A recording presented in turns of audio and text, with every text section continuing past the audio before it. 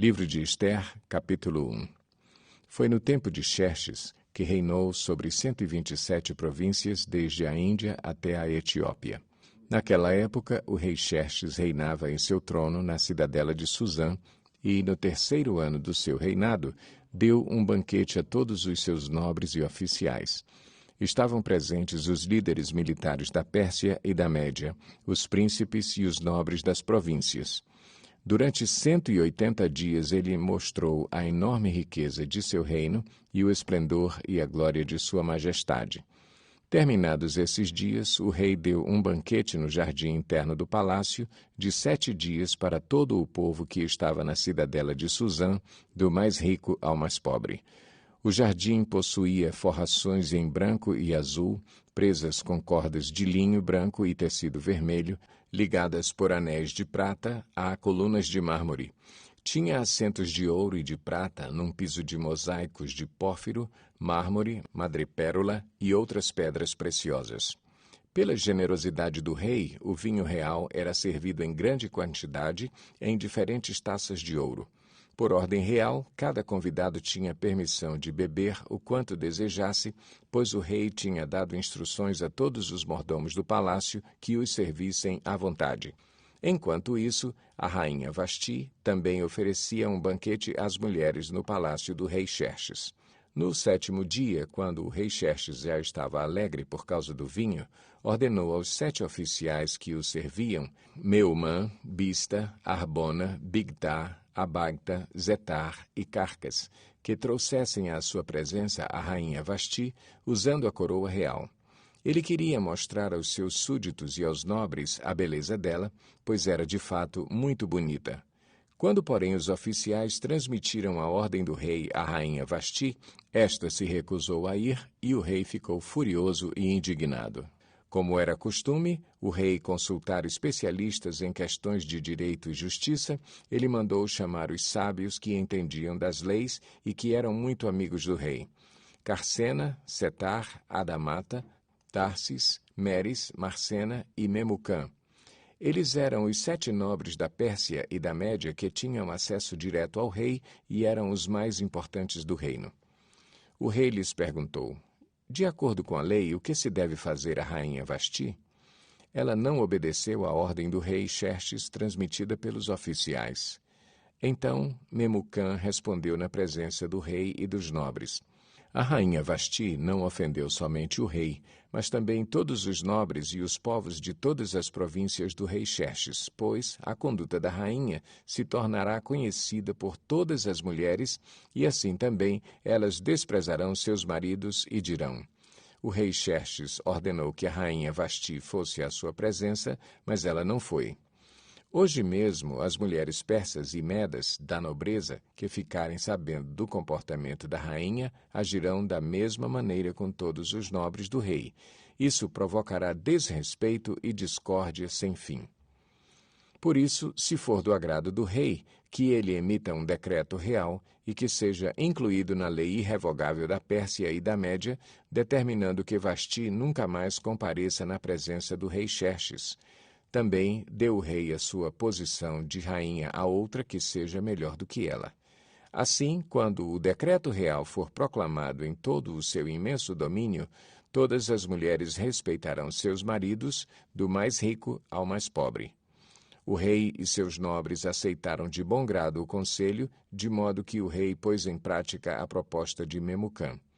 Para isso, enviou cartas a todas as partes do reino, a cada província e a cada povo, em sua própria escrita e em sua própria língua, proclamando que todo homem deveria mandar em sua própria casa. Capítulo 2. Algum tempo depois, quando cessou a indignação do rei Xerxes, ele se lembrou de Vasti, do que ela havia feito e do que ele tinha decretado contra ela. Então, os conselheiros do rei sugeriram que se procurassem belas virgens para o rei e que se nomeassem comissários em cada província do império para trazerem todas essas lindas moças ao harém da cidadela de Suzã. Elas estariam sob os cuidados de Regai, oficial responsável pelo harém, e deveriam receber tratamento de beleza. A moça que mais agradasse o rei seria rainha em lugar de Vasti. Esse conselho agradou o rei, e ele o pôs em execução.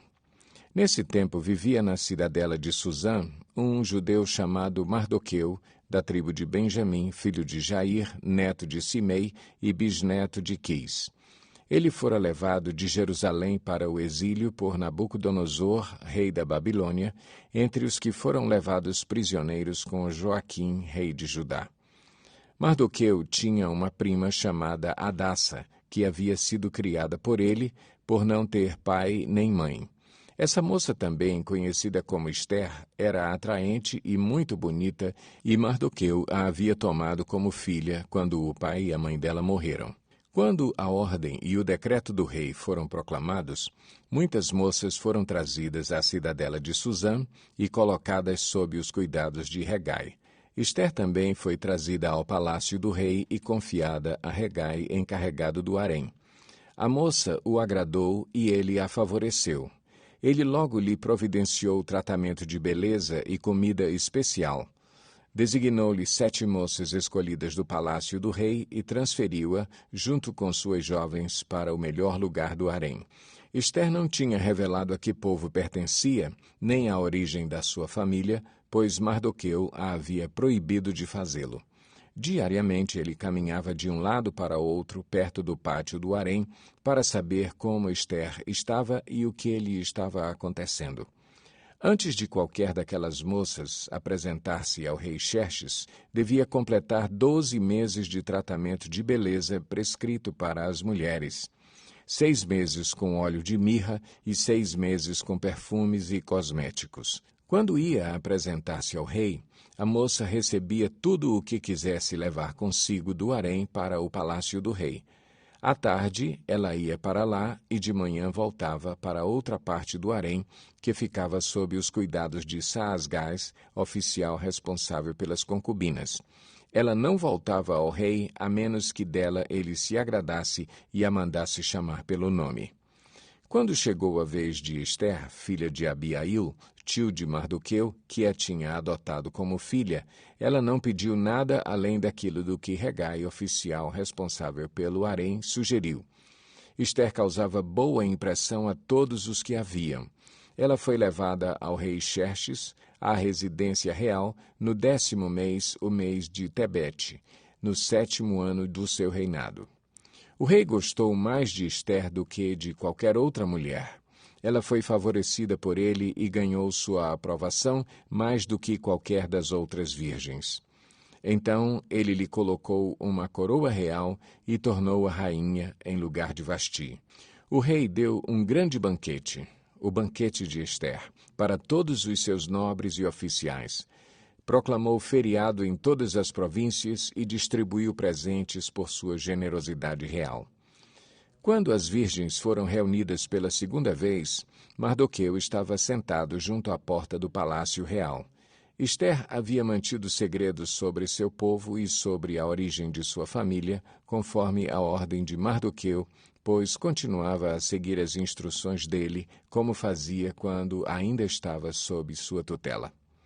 Um dia, quando Mardoqueu estava sentado junto à porta do palácio real, Bigtan e Teres, 2 dos oficiais do rei que guardavam a entrada, estavam indignados e conspiravam para assassinar o rei Xerxes. Mardoqueu, porém, descobriu o plano e o contou à rainha Ester, que, por sua vez, passou a informação ao rei em nome de Mardoqueu. Depois de investigada a informação e descobrindo-se que era verdadeira, os 2 oficiais foram enforcados. Tudo isso foi escrito nos registros históricos na presença do rei. Capítulo 3. Depois desses acontecimentos, o rei Xerxes honrou Amã, filho de Amedata, descendente de Agag, promovendo-o e dando-lhe uma posição mais elevada do que a de todos os demais nobres. Todos os oficiais do palácio real curvavam-se e prostravam-se diante de Amã, conforme as ordens do rei. Mardoqueu, porém, não se curvava nem se prostrava diante dele. Então os oficiais do palácio real perguntaram a Mardoqueu: "Por que você desobedece à ordem do rei?" Dia após dia eles lhe falavam, mas ele não lhes dava atenção e dizia que era judeu. Então contaram tudo a Amã para ver se o comportamento de Mardoqueu seria tolerado. Quando Amã viu que Mardoqueu não se curvava nem se prostrava, ficou muito irado. Contudo, sabendo quem era o povo de Mardoqueu, achou que não bastava matá-lo. Em vez disso, Amã procurou uma forma de exterminar todos os judeus, o povo de Mardoqueu, em todo o império de Xerxes. No primeiro mês do 12º ano do reinado do rei Xerxes, no mês de Nisã, lançaram o pur, isto é, a sorte, na presença de Amã, a fim de escolher um dia e um mês para executar o plano. E foi sorteado o 12º mês, o mês de Adar. Então Amã disse ao rei Xerxes: Existe certo povo disperso e espalhado entre os povos de todas as províncias do teu império, cujos costumes são diferentes dos de todos os outros povos e que não obedecem às leis do rei. Não convém ao rei tolerá-los. Se for do agrado do rei que se decrete a destruição deles, e eu colocarei 350 toneladas de prata na tesouraria real, à disposição para que se execute esse trabalho. Em vista disso, o rei tirou seu anel-selo do dedo, deu-o a Amã, o inimigo dos judeus, filho de Amedata, descendente de Agag, e lhe disse: Fique com a prata e faça com o povo o que você achar melhor. Assim, no 13º dia do primeiro mês, os secretários do rei foram convocados. Amã ordenou que escrevessem cartas na língua e na escrita de cada povo, aos sátrapas do rei, aos governadores das várias províncias e aos chefes de cada povo. Tudo foi escrito em nome do rei Xerxes e selado com seu anel. As cartas foram enviadas por mensageiros a todas as províncias do império, com a ordem de exterminar e aniquilar completamente todos os judeus, jovens e idosos, mulheres e crianças, num único dia, o 13º dia do 12º mês, o mês de Adar, e de saquear os seus bens. Uma cópia do decreto deveria ser publicada como lei em cada província e levada ao conhecimento do povo de cada nação, a fim de que estivessem prontos para aquele dia. Por ordem do rei, os mensageiros saíram às pressas e o decreto foi publicado na cidadela de Suzã.